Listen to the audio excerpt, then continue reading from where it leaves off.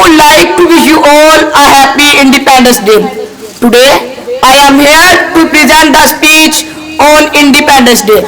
Mr. President, Pakistan got independence on 14 August 1947. We Pakistanis celebrate independence on 14 August of every year. Today, the 75th anniversary of our holy land, Pakistan. We got Pakistan as a gift and as a reward. We celebrate this day with great zeal. We decorate our house, schools, streets and our vehicles.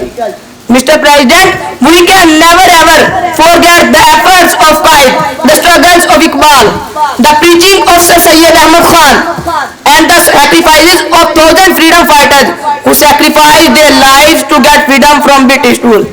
Due to our great leaders and freedom fighters, we are living a happy life. But alas, today we are indulged in ignorance and arrogance. We are surrounded by terrorism. We have no right path and clear destination. Dear audience, if we can make us to prosperous and ready to face new challenges, we must perform all our duties as a responsible citizen and support country development.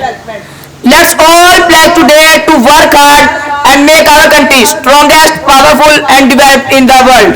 Thank you very much.